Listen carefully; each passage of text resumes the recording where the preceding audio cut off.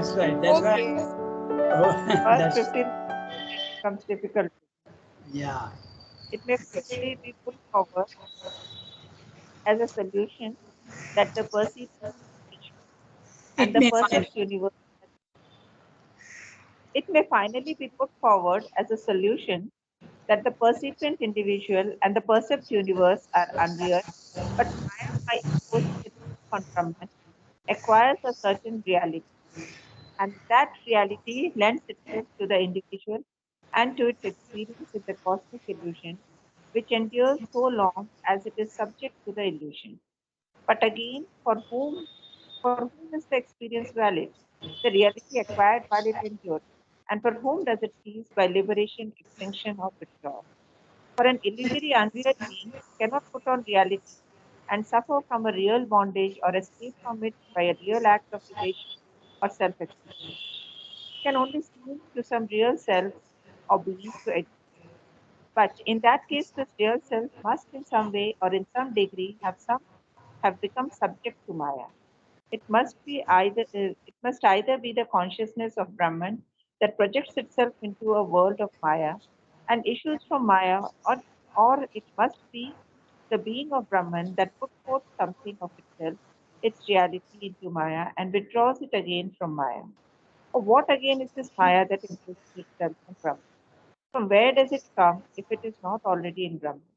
An action of the eternal consciousness or the eternal superconscious.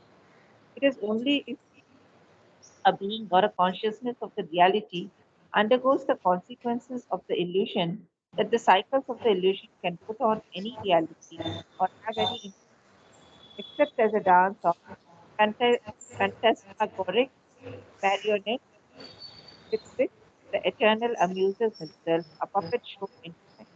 We are driven back to the dual being of Brahman, the dual consciousness of Brahman involved in the illusion and free from the illusion, and a certain phenomenal truth of the Maya. There can be no solution of our existence in the universe if that existence and the universe itself have no reality. Even though the reality be only partial,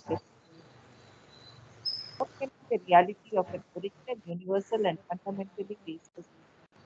The only possible answer is that operational is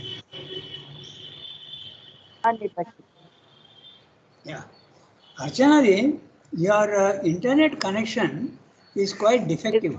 Who is your supplier? BSNL?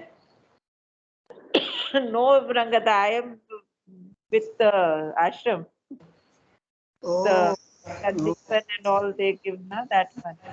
because it's completely broken. Okay, half the words we can't hear. So you'll have to It do will be something about it. more clear when I use the BSNL. From next time, I'll do that. Yes, either BSNL or there are many others. Okay. No, Yeah. Rangada, one is Wi-Fi which I use in my room, that is Uh, Sandeepan supplied, and one is my personal, which is BSNL. So when I'm in my room, I use the Wi-Fi of Sandeepan's, but that oh, is not okay. that's of the other one. Okay, Rangada. All right, so let's start reading sentence by sentence and understand. So, he is examining all the possibilities one by one. This mystery of at one level you are seeing the reality, at another level you are seeing the unreality. So, what is this mystery? So, he is examining one by one. First of all, the physical world, is it real or unreal? Then the Brahman, and then the separation, the process of the Brahman, the ultimate reality manifesting itself in the physical world. And he is also discussing what is Maya. We will also see what is Maya. So you have to imagine to yourself, Maya is the power of the divine to make itself less, okay, to reduce its own reality. This you can, if you think of it that way, then it becomes very possible. Now, how is it possible for the absolute to reduce his own reality? We have to take it as an axiom and we have to take it as a hypothesis that yes, he has that capacity. Because if he doesn't have that capacity, he is limited. He must have all powers. So this is Maya. So that's the ultimate solution is there is an absolute reality. As we said last time, we will get the solution first and then we'll look at all the arguments. So the solution that Sri Aurobindo is offering is, yes, there is an absolute reality which is infinite, eternal, and it has all the power necessary. It is not only omnipotent, it can also become absolutely without impotent. It can become fully impotent. So that is the solution. So when you come down to the lowest level, you have hidden your own light and you have hidden your own power and your own ananda, and you see the opposite, which is like a shadow. The light has become absolutely a darkness at the below, and that darkness is not real. Okay, so this is the solution that is offered. So let's look at the beginning of the para and see what he's saying. Okay, so keep that in mind, and then everything becomes possible to understand. But if you get stuck at the second level of the spiritual planes of consciousness, there is a huge problem. You really don't know, and you have to say ultimately, oh, this mystery is not solvable. But Sri Aurobindo says, yes, it is solvable if you go to the absolute level, the highest level. If you go the supermind, then it becomes possible to understand what this reality and unreality is all about. Both are real, and the reality starts becoming less and less real as it keeps coming down. This is the solution to the problem. So now he is going. Okay, I'll do one thing. The previous para will quickly go through. Okay, so now he is referring to the individual as a percipient, not the Brahman. So the individual is seeing the reality and the unreality. Now the discussion shifts to the individual as a perceiver. If Brahman, just one second, I am reading the summary of the previous one. Okay, so you won't find that text anywhere. I'll just quickly read so that we get the continuity. At what level, at which level is the argument taking place? Now the discussion shifts to the individual as a perceiver. Now, who is the individual?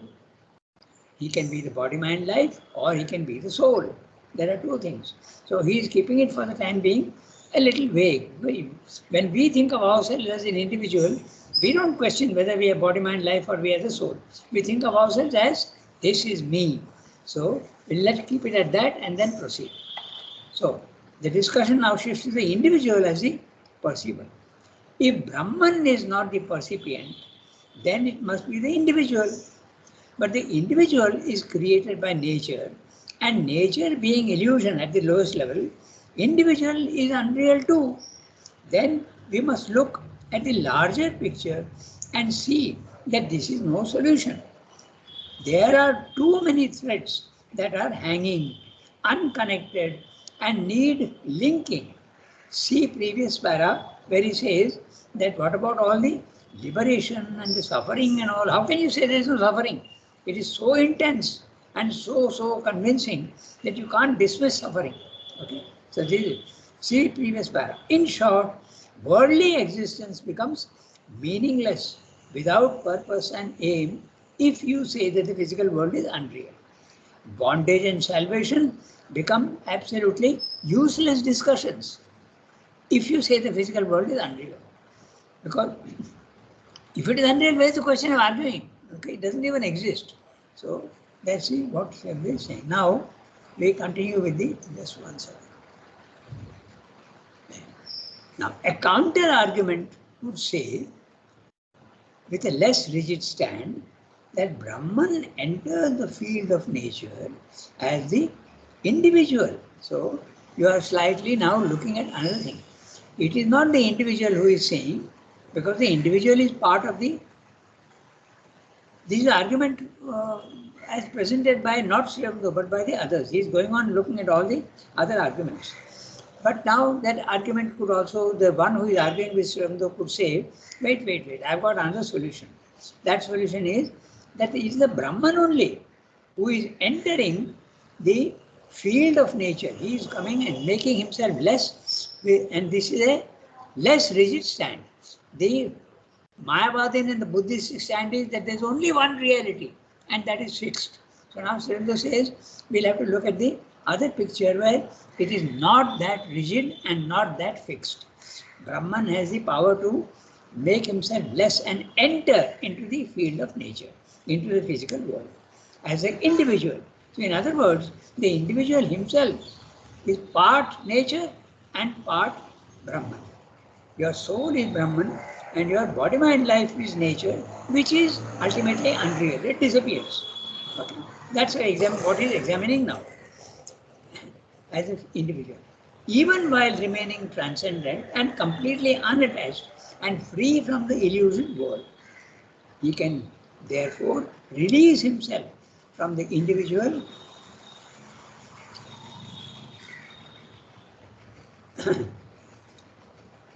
one second, my computer is okay. He can therefore really okay. So this is, in other words, the individual is not really only the body, mind, life, and the soul. The soul is connected to the highest. Okay, so part of his consciousness can remain at the highest level, even while he is living in the physical world. Okay, there is a connection between the two. He can therefore release himself from the individual state and go back to the transcendence. It's like he has got two homes. He has forgotten that he has got a home above and he has got a home below, which is the body, mind, life. And now it is possible for him to leave the home of body, mind, life and go to his actual home. This is a possibility. That's what he is. If the Brahman becomes the individual, that's the argument taking place, and we know that that's a reality. Okay? We know that that's the truth. That the Brahman, divine himself, enters into the individual. First of all, he enters into the universe, then he enters into the individual. So, the individual, when he thinks that he is in the body, mind, life, he is in the lower home. Okay, it's like having a holiday in the hills. Okay, so then he realizes that no, I have a nice home in the hills. So let me go there instead of being here in the and suffering the heat of summer. Okay, so he realizes that and he goes up. So this is possible. Brahman at the higher level and Brahman at the lower level is the individual. Okay, so this is the solution that is offering. But this supposes a twofold poise of Brahman, an upper, free and unattached, and a lower, entangled willfully and temporarily. Okay? You have, as I said, two homes. One is in the hills, cool and nice and beautiful. Everything is perfect there. And below in the plains, it is subject to all the difficulties of the physical world. There is too much of traffic, there is too much of noise, there is too much of dust, and you suffer also. That's why so you are in the lower, and then you don't like that lower house, so you decide to go into the higher house. It's possible for you to do that. This is theory that is examining. But this theory says that it is contrary to the Mayavada and the Buddhism. Buddhism doesn't exist, doesn't agree that there is a higher home and a lower home. They say that there is only a higher home. There is no lower home. The lower home is an illusion. Okay, that's what they are saying. But this supposes a twofold poise of Brahman. An upper, free and unattached, and a lower, entangled willfully. He has come down purposely into the lower consciousness, the lower house, and temporarily. But this line extends a reality to the world. If you argue in this way, then the home in the lower world is real. Okay? So you have to admit the reality of the physical world again. Okay? So, but this line extends a reality to the world and the individual, because the Brahman cannot be bound and released. So there has to be some reality to the lower house, which is opposite to the Buddhism. So, if bondage and liberation have to have any significance at all, the world must be real. Maya then, in this case, becomes real, even if practically and temporarily.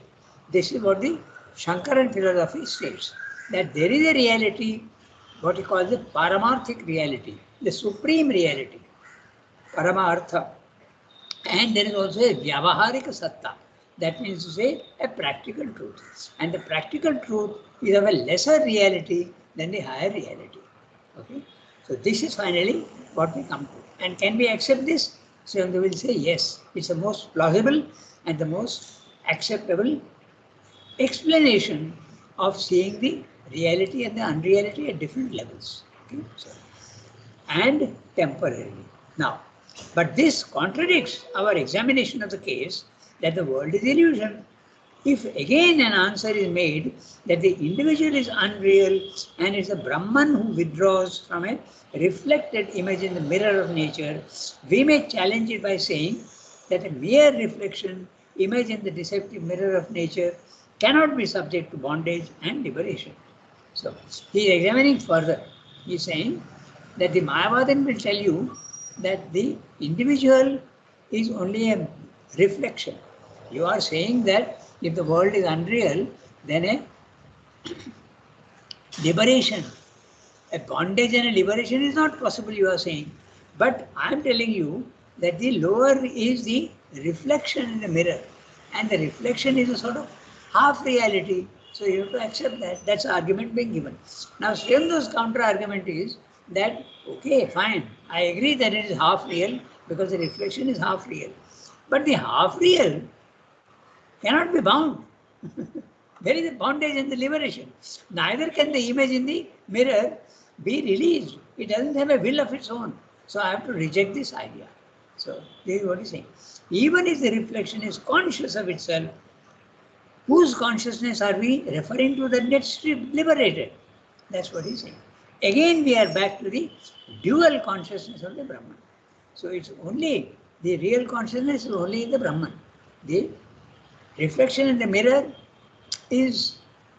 cannot be considered as valid. So this is what he said in the previous one. Now we will see one by one what he said. Here's the previous para, what we discussed just now. I go on repeating because you have to get the link of what he's saying. No? So now I am reading what we read today. It may finally be put forward as a solution that the percipient individual and the percept universe are unreal. Okay? This is what is going to examine. It may finally be put forward. It's not Srimdo's solution. He is taking the case and examining the case. That the individual also is unreal and the universe also is unreal. But this is the argument of the Buddhist. But Maya, by imposing itself on Brahman, acquires a certain reality, and that reality lends itself to the individual and to its experience in the cosmic illusion, which endures so long as it is subject to the illusion. Okay, so again, you can think of the images on the cinema screen. Okay. So the images don't affect the screen. It can be switched off. Okay. So whatever you are seeing in the physical world are the images on the screen. And that screen is your soul. The soul which is perfect. Okay. This is the, so long as you think that the images are real, you are in ignorance. But as soon as the projector is switched off and the images disappear, what is left is only the vast, white, infinite screen. And that's the nirvana consciousness, which you can't describe in any way. Okay. So this is what he is discussing. But Maya, by imposing itself on Brahman, acquires a certain reality. And that reality lends itself to the individual and to its experience in the cosmic illusion, which endures so long as it is subject to the illusion. In other words, when you are looking at the cinema, you are identifying yourself with the images and it is real to you. So, but as soon as it is switched off, it is unreal. So therefore, there is a certain reality so long as you are identifying yourself with the images. And what are the images? Your body, mind, life. You identify yourself with your body, mind, life, and that identification can be switched off. Then what remains is only the self. And that self is the featureless, immutable, infinite screen, if you want. Okay. So this is the way of looking at the solution. So Srimdo is saying, and that reality lends itself to the individual and to its experience in the cosmic illusion, which endures so long as it is subject to the illusion. So long as you think you are the body, mind, life, the world is real to you, but it's an illusion. Ultimately, you see it's an illusion. But again, for whom is the experience valid? The reality acquired while it endures, and for whom does it cease by liberation, extinction, or withdrawal. Okay. So who is it? The one who is identifying himself with body, mind, life, or the soul? That's the question being asked. For an illusory, unreal being cannot put on reality and suffer from a real bondage or escape from it by a real act of evasion or self-extinction.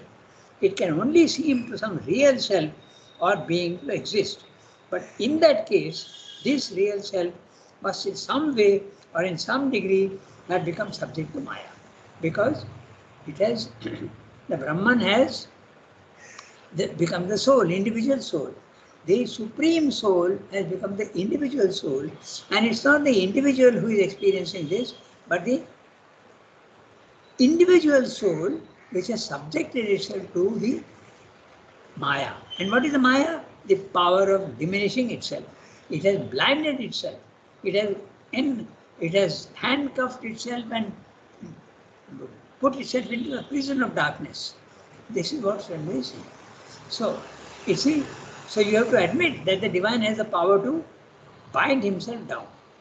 It must either be the consciousness of Brahman that projects itself into the world of Maya, and when it does that, it becomes the individual soul and issues from Maya, or it must be the being of Brahman that puts forth something of itself, its reality, into Maya and withdraws it again from Maya. So, in simpler words, the divine reduces his own consciousness, reduces his own ananda, reduces and makes his subtle substance thick and hides himself in what he is creating. Therefore, Maya is real and you are hiding, and from there you are again escaping. So there is a pure Brahman and there is a Brahman who has become ignorant at the lower level. This is the ultimate truth. Okay, so it is only if a being or a consciousness of the reality undergoes the consequences of the illusion that the cycles of the illusion can be put on any reality, can put on any reality or have any importance except as a dance of phantasmagoric marionettes with which the eternal amuses himself, a puppet show in time. When you realize that you are the screen, you realize that all the images that you are seeing is just a puppet show. It's a cinema show. That's what you realize when you become the screen. You become the self. You become the Brahman. We are driven back to the dual being of Brahman, the dual consciousness of Brahman involved in the illusion and free from the illusion and a certain phenomenal truth of being for Maya. In other words, all these things that we have been examining, we have to reject the idea that the world is unreal. It is real, but half real. It's that time. Otherwise, the idea of the release, the liberation, has no meaning. And there has to be meaning. Brahman must be capable of putting himself into. Swami is talking only of two levels, okay? The higher level and the lower level, the higher hemisphere and the lower hemisphere. But there is a gradation. We know that he can put himself into infinite grades of consciousness. Swami is discussing infinite grades we won't. We'll divide it up into 7 grades. Others are saying we'll divide into 3 grades. Others are saying we'll divide into 5 grades, from the highest to the lowest. But here the discussion is higher and lower. Okay? We are driven back to the dual being of Brahman. Whatever you see, ultimately, you have to suppose that Brahman has the power to reduce himself and place himself in the lower. This is a true solution. The dual consciousness of Brahman involved in the illusion and free from the illusion. He can involve himself in the illusion and he can free himself from the illusion. There can be no solution of our existence in the universe if that existence and the universe have no reality. Therefore, we have to admit that the universe is real, but not as we see it. It is real. Even though the reality can only be partial, restricted, derivative. As we said, that there is this Shankaran solution, supreme reality and practical reality, lesser reality.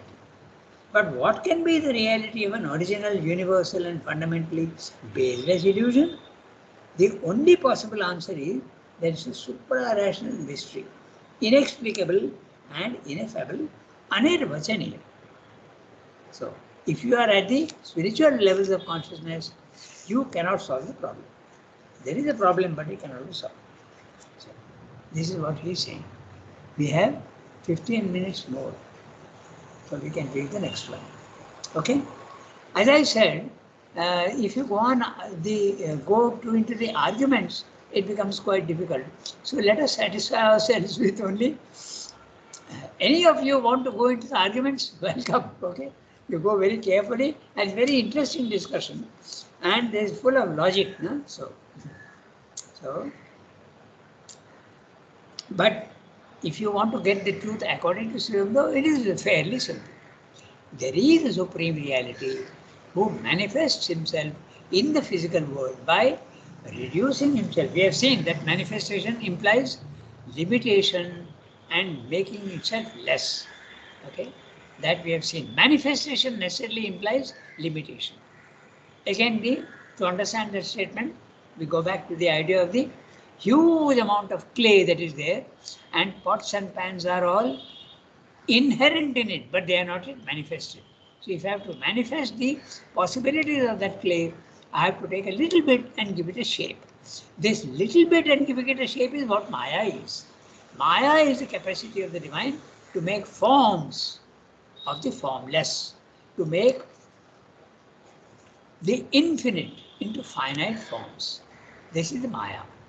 And therefore, but making forms is okay, but there is a limitation. It becomes less and less and less. This is the ultimate truth. And why is he doing that? That again is a question we have discussed many times. Why is the divine doing that? He is playing.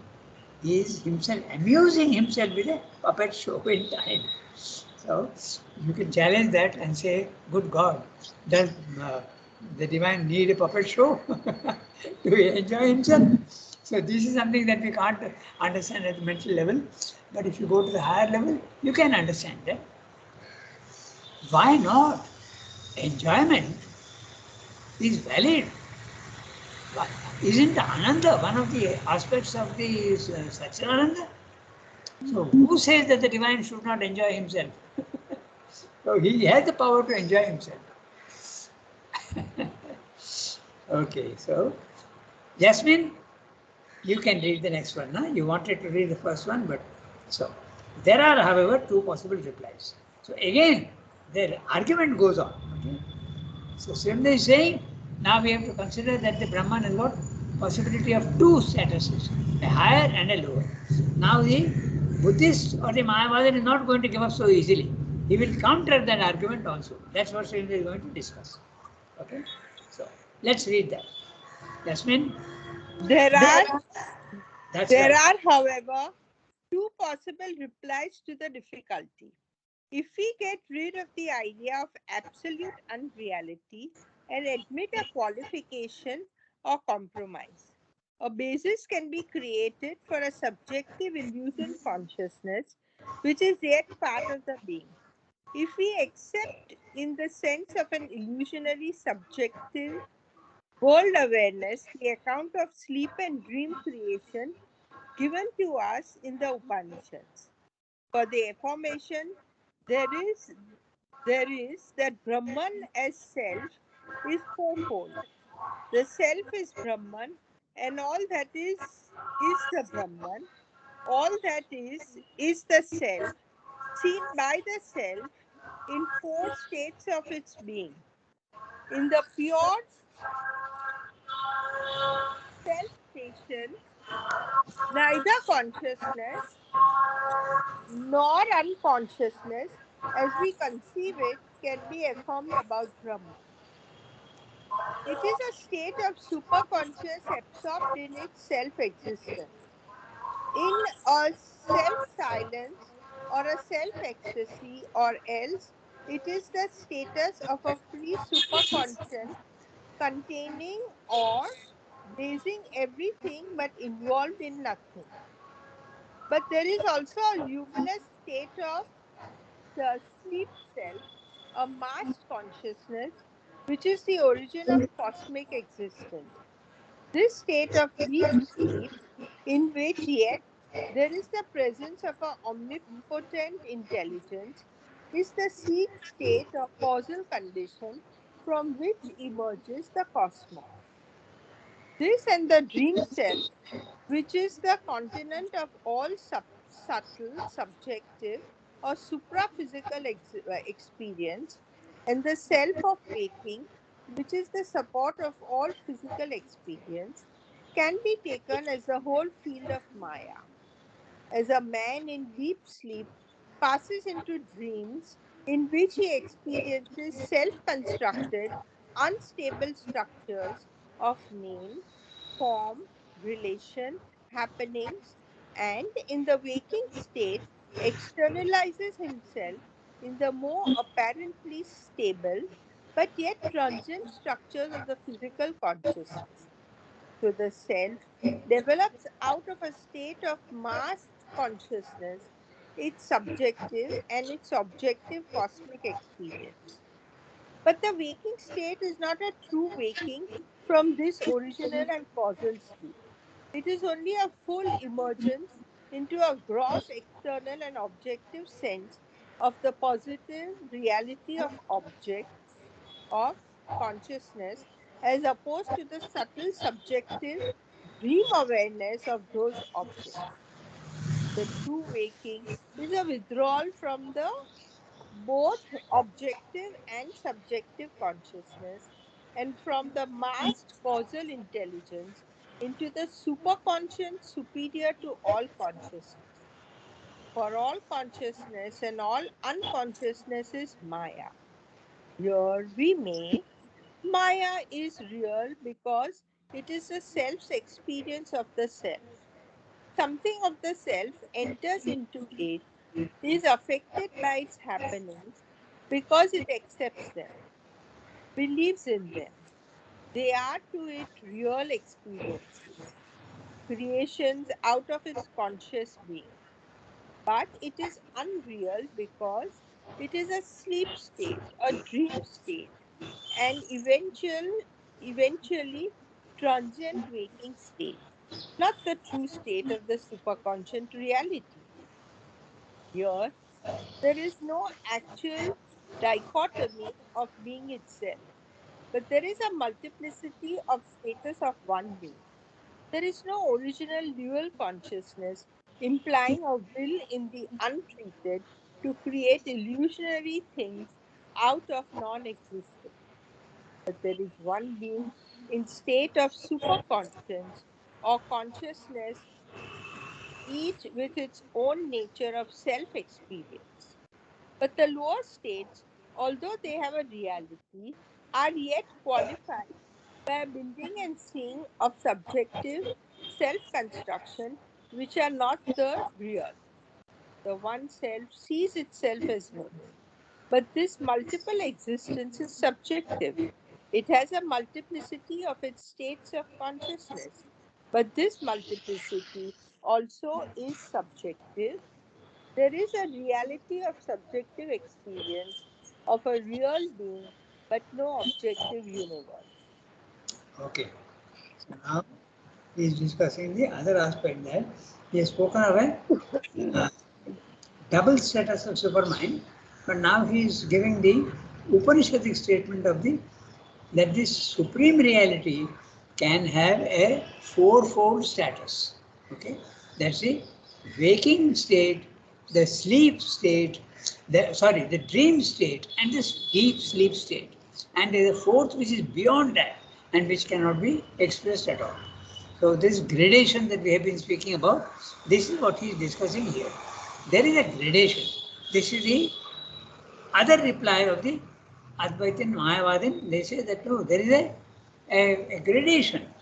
It's not exactly the Mayavadin argument, but it's another solution to the problem of reality and unreality.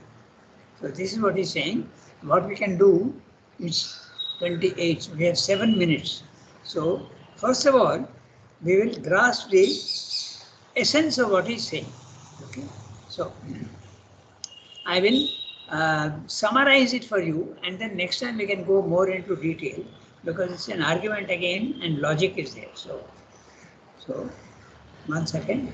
So what he's saying here. Yeah, so the discussion still continues on the basis of the unreality of the world. This is to place where we are, at which level of the argument. Okay? So the argument is still that the physical world is unreal. The Mayavadin and the Buddhists are not going to so easily agree with Sri Aurobindo, and they give different replies. So those replies now, he is dealing with those replies. And what is that reply? Two possible replies can still be made to justify the theory of world unreality. Okay, so there is a Mayavadin saying, okay, you have rejected my earlier arguments, now I am giving you a new argument. And this is what they are saying. If we do not insist on absolute unreality for the universe, but consider semi-unreality to the world.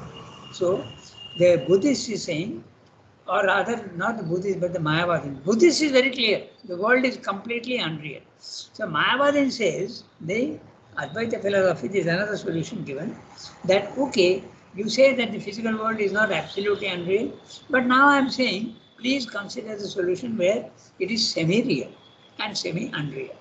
Okay, so you say, if we do not insist on an absolute unreality for universe, just 1 second, I have to make a correction. Universe, just 1 second. Yeah, unreal for universe, but we concede a semi-reality to the world. This is the Shankaran solution. Okay. The first reply is discussed here, and the second reply is taken up again much later on page 471. I made a note of that because it is so complex now. So we are on page now, whatever page we are at. So we are far away from 471. So in 471, it takes up the second reply. He has told two replies, no? So he is discussing with the first reply here. The first reply is discussed here, and the second reply is taken up again in para 18. I've got and 471. Now, the first one, a basis, but not a rational argument. Okay, it's not a rational argument, but a possibility. We are discussing the possibility. Can be created for the world as illusion if we consider the Upanishadic solution of existence as fourfold. Okay, so that's what he is saying. Let me make a small correction to myself. Okay, so 1, 2, 3. So 1 second. Some of my things are mistaken, so I am correcting it. If we consider the Upanishadic description of existence as fourfold, see, Upanishad is the Advaita philosophy, and they are saying that the Brahman is not absolutely rigid and fixed at the higher level. We have discussed the two theory of lower and higher, but the Upanishad is saying, actually, if you want to consider, there are 4 states. Okay, and what are those 4 states? That's what he's going to describe. The first is what is called the Turiya, the unmanifest state. Okay, this unmanifest state is described as a dense consciousness, which is dense light, which is conscious only of itself. It is looking inwards. It's a seed state of the universe, but there is no universe as yet at all. It's a Chid Ghana, they call it. It's a intense light looking only inwards. Okay? This is the first state. It's an unmanifest. Then there is a deep sleep state, which is a deep sleep state. The third is a dream state, and finally, at the physical level, we have a waking state. Okay? So, the waking state is a physical world. The dream state is a subtle world, which is the spiritual planes of consciousness. And finally, you have the supramental world, which is the deep sleep. And the Turiya is even above the supermind. Okay? So, above the supermind, you have Satchidananda, which is without manifestation. So, these are the 4 levels being discussed. So, Sri Aurobindo discusses the reply, okay, of the Upanishad. The Upanishad states, all is Brahman, Sarvam Khalu Idam Brahman. But the Brahman sees itself in 4 poises. This is the solution being offered. In other words, it does not agree with the Buddhistic solution that only the fixed status of Brahman is real, nothing else is real. It rejects that. The Upanishadic solution is more flexible. Okay? It sees itself not in one, not in two, but in four poises. It's a way of description. First poise, neither consciousness nor unconsciousness exists. It's a state of intense, concentrated self-existence containing all but unextended into nothing at all, which is Turiya. Note the word unextended. It is not going outwards, it is going inwards. Okay? It's the opposite of a black hole, if you want. A black hole in the universe is so dense that even light cannot escape its gravitational pull. It is so intense. So now the difference in the physical world in the black hole is absolutely dark because no light comes out of it, so you can't see it. What you see is only a black hole. But this is not a black hole, this is a white hole. That's the only difference. Okay? But it's very similar. It is a light that concentrates only itself. This is the first point. Neither consciousness nor unconsciousness exists. It's a state of intense, concentrated self-existence containing all, but unextended and unmanifested. Okay? This is the Turiya. Turiya means the fourth. So this is before the manifestation. Then there is a second poise at a slightly lower level where a luminous, deep sleep state, which is the origin of cosmos. This is the supermind. The supermind is a luminous condition. It's not the darkness of light at the higher level. There is a manifestation, possibility of manifestation is there. Luminous sleep state, which is the origin of cosmos. This is a seed state. It's a seed from which the universe is created. Or you can call it a causal state. It causes the universe to come into existence, having omnipotence and consciousness. This is the Karana. They call it the Karana. First is the Turiya and the next is the Karana, the cause of the universe. Then the third poise, a dream state. You are waking up slowly. Okay? A dream state, which is the field and container of all subtle and subjective supraphysical experiences. So there is a spiritual planes of consciousness where you see the reality but you don't see the full reality. Okay? So there is a supraphysical and it is subtle. It's compared to the dream state. The dream state, what you are seeing, is when you wake up it is unreal, but when you go to a higher level of consciousness, you see that even your dreams have a reality. There is a third poise. And finally, you have the fourth poise, which is the physical world, the support and field of all physical experiences. So, the last three states can be considered as a region of Maya. In other words, the supermind is the originator of Maya. It is the supermind that creates the universe. If the supermind were not there, the universe could not exist because only the Turiya would exist. That's what's saying. This is the solution of the Upanishadic solution. Just as a man from deep sleep, oh, we have already crossed our time. I just finished the summary. Just as a man from deep sleep passes into dreams which are self-created, subjective, unstable and fleeting structures, and then comes into a waking condition which has physical existence with more subtle yet really transient forms, so too the self similarly passes through these states and ends in the physical when it's coming downwards. Okay? But one must note here that this waking is not the true spiritual awakening.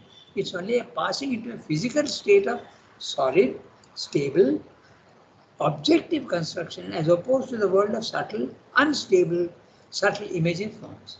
The true spiritual awakening is a withdrawal from all subjective and objective conditions where there is neither consciousness nor unconsciousness. In this account, in this theory, which is the first reply, Maya can be considered as real because it's a self that sees itself as fourfold.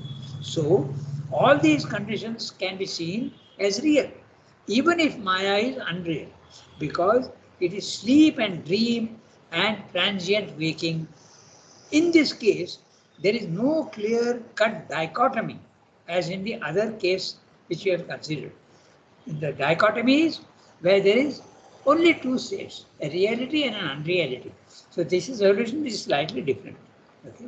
There can be no real clear-cut dichotomy as in the other case considered. Neither is there a will to create illusions. So the three lower states, even though having a reality, are fields of subjective self-construction, therefore not real. In this case, the one soul is a reality and the multiplicity. Self seeing itself as many is subjective. So there again we come back to this.